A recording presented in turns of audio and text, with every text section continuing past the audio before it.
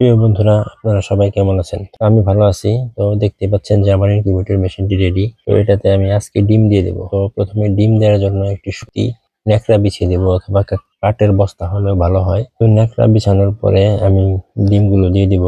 এখানে অনেকগুলো ডিম আছে, আসলে তো আমি সবগুলো ডিম এখানে দিব না। তো আমি প্রথমে এখানে 30টি ডিমের জন্য তৈরি করেছিলাম। তো এখন 30টি ডিম দিব না, আমি আপাতত অল্প ডিম দিয়ে দিব, কারণ প্রথমবার আমার কোনো এক্সপিরিয়েন্স নেই। তো এটা দিয়ে আমার এক্সপিরিয়েন্স অর্জন করতে হবে। তো তাই আমি ডিমগুলো দিব 20টি ডিম মাত্র।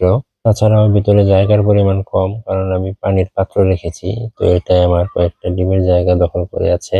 তো ডিমগুলো আসলে মার্ক করে দেওয়া উচিত ছিল, তো মার্কার আনতে মনে নাই, জন্য মার্ক করে দিচ্ছি না। তো ডিমের সূচালো মাথায় একদিকে দিতেছি সবগুলার, যাতে আমি উল্টালে বুঝতে পারি যে এটা এভাবে ছিল আর ওইভাবে উল্টিয়ে দেওয়া হয়েছে। তো ডিমের রাখার পার্থক্য আমি যেন ধরতে পারি। তো যাই হোক, একটু একটু করে আমি সবগুলো ডিম বসিয়ে দিলাম। তো আমি ওই পাশে একটু জায়গা খালি রাখবো, যে আরেকটা পানির পাত্র দেওয়ার জন্য, যে ভেতরের আর্দ্রতা কিরকম আছে না আছে সেটা আমার জানা নেই, এই জন্য আমি পানি একটু বেশি করেই দিব।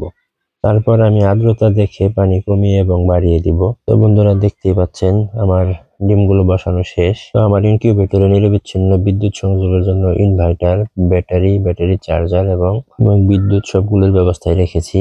এখানে দেখতে পাচ্ছেন বিদ্যুৎ থেকে ব্যাটারি চার্জ হচ্ছে, এবং ব্যাটারি থেকে ইনভার্টার, এবং ইনভার্টার থেকে আমার ইনকিউবেটর মেশিনটি চলবে। তো বন্ধুরা, আমি এখন ইনকিউবেটরটি স্টার্ট করে দেব।